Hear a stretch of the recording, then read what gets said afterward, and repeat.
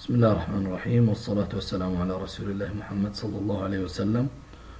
How are you, my dear students? Today we are going to have a conversation class. So I would like you to be ready with your students' books. This is Unit 5 Conversation, and let's get started.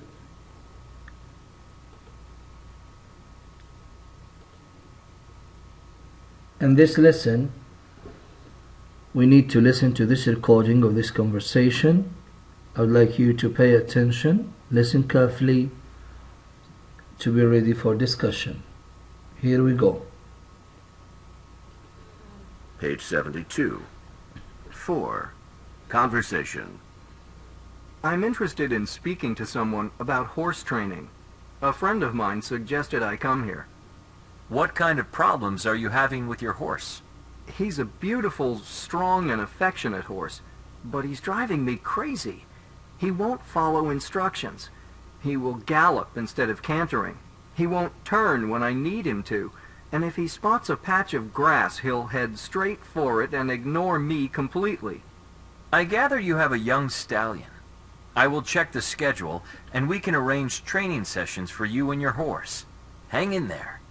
Okay, but in the meantime, I really need some advice. How should I handle him when he disobeys? Well, I can try and give you a few tips now. You say he'll head straight for a patch of grass when he sees one. Do you let him do that when you're out riding? Well, sometimes, but I only want to stop for a minute or so. You need to set rules and then stick with them 24/7. If you're not consistent, he's not going to learn.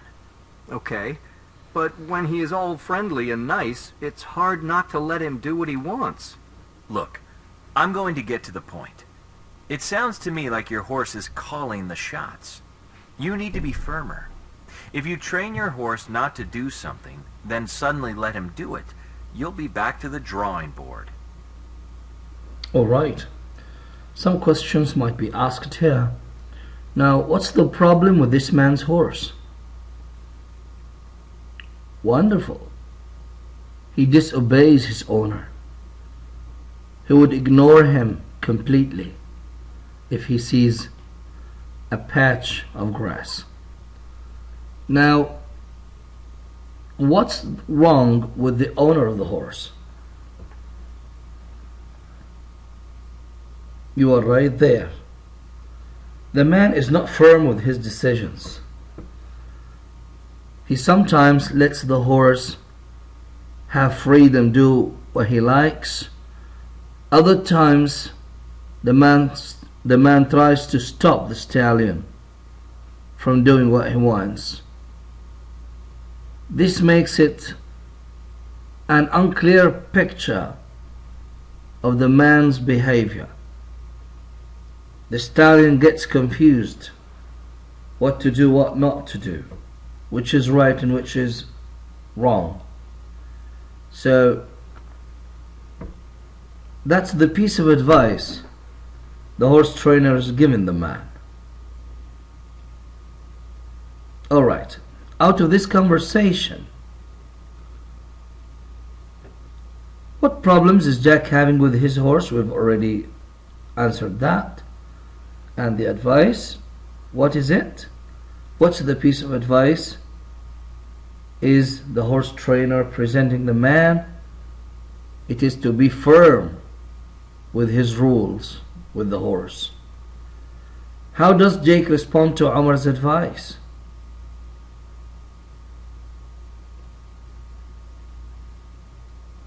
He questions how, and Omar gives him the piece of advice to be firm.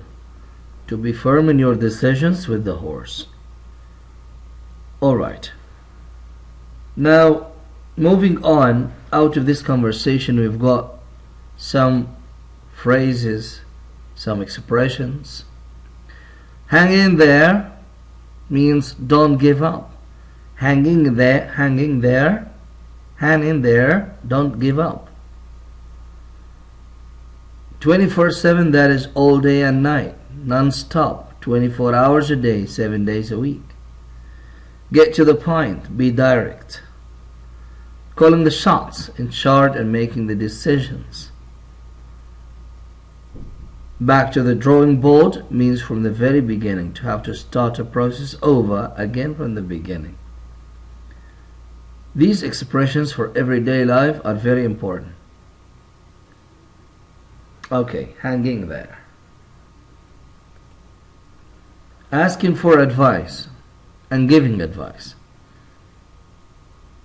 In this conversation we learn some styles of asking for advice. What do you suggest I do about it? Could you advise me on, I really need some advice on how should I handle it when... So all these are different styles for asking for advice. Now, how to give advice. I strongly advise you to, if I were you, it would be a good idea to, it's not a good idea to, so all these are suggestions for advice. All these are ways to give advice. Now moving on to an exercise from the workbook. Change the sentences from active to passive voice. Use a passive voice model or a passive reporting verb. Do you still this piece of grammar? Still remember? Bears can smell food from great distances. Food can be smelled by bears from great distances. Now how can you make the first one? You can use bear spray if a bear approaches you in the wild. So, any idea?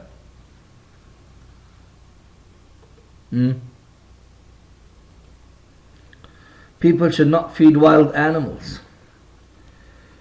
To make this sentence passive, we simply start with the object, then the modal, and be and the past participle.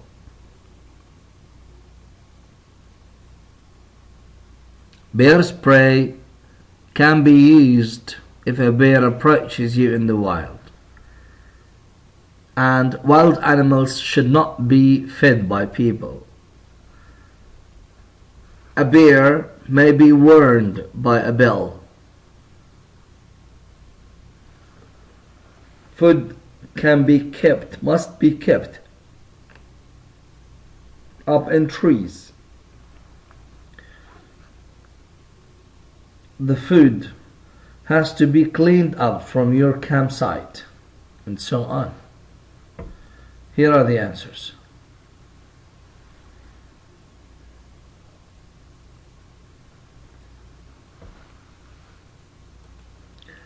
Moving on to this exercise, complete the conversation with the phrases from the box. Badriya and Mariam are talking about some cat. I found this cat outside our apartment door yesterday. Really? Did you call the building security?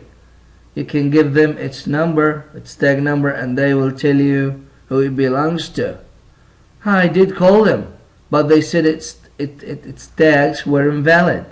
So it was, well, maybe you could call the animal shelter. Actually, I already did that too. They said they are very busy because people are finding stray cats out. They will only keep it for 3 days before they put it to sleep. Really? That's so fast. I know. I think so too. But I'm not the person at the shelter, so there's nothing I can do about it. Well, if I were you, I'd try to find someone to adopt it. Good idea. So are you interested in adopting this cat? Me, actually, my mom won't let me have a cat. I'm sorry, but somebody will want to adopt it. So, can you figure out the missing words? Think them over.